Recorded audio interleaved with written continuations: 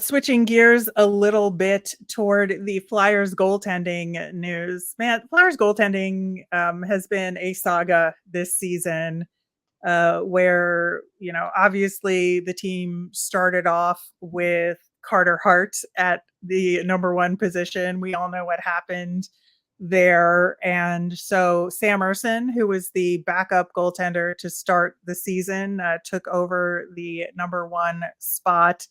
And they had been sort of going back and forth a little bit between Cal Peterson and Felix Sandstrom as the backup, but with no real strong output from either one of those guys. But in the meantime, there was these two other names floating in the wind, and one of them was Alexei Kolosov, who is a Belarusian goaltender who has, as of this week, parted ways with Dynamo Minsk, his KHL team.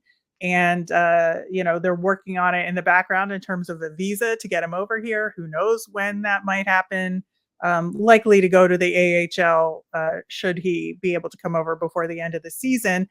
But bam, out of nowhere, we have an update in the Ivan Fedotov situation because he was drafted 8 years ago in 2015. Yeah. He's 27 years old. He had signed an ELC with the Flyers in May of 2022, but he was unable to fulfill that contract because of his obligation to the Russian military service. So he spent a whole year in the Russian military in Siberia, or he was stationed in the Arctic Circle. So he had a whole year away from hockey, and then came back to his KHL team, Siska, and played in 49 games this season. They just got eliminated from the playoffs in early March. So,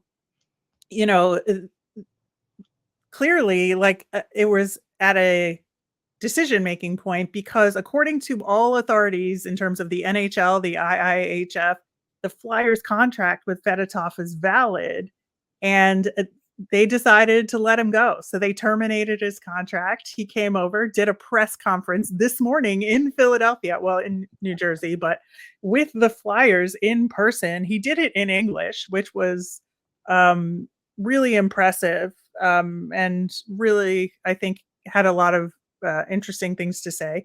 Fedotov is 6'8", and I think, that is certainly something. But I would say most North American audiences, the most recently they saw him was in the last Olympics, where he backstopped the Russian team to a silver medal, in a tremendous performance there. How do you think he will do as far as adjusting to the narrower rink in North America? How quickly can he get up to speed, I guess, is my real question.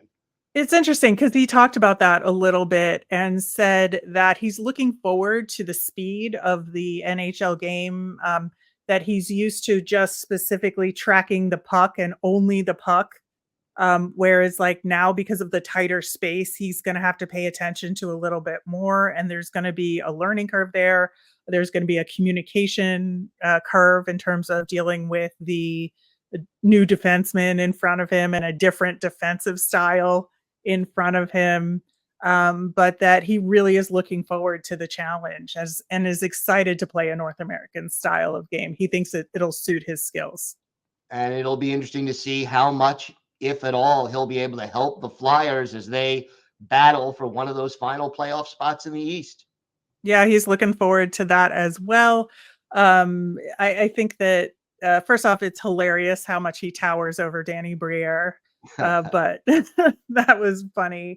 But also, this contract expires this season, but they are working on a contract extension. And Briere says he doesn't think it'll be a problem, but that is to be determined. But yeah, so the Flyers do have another piece now in this playoff race.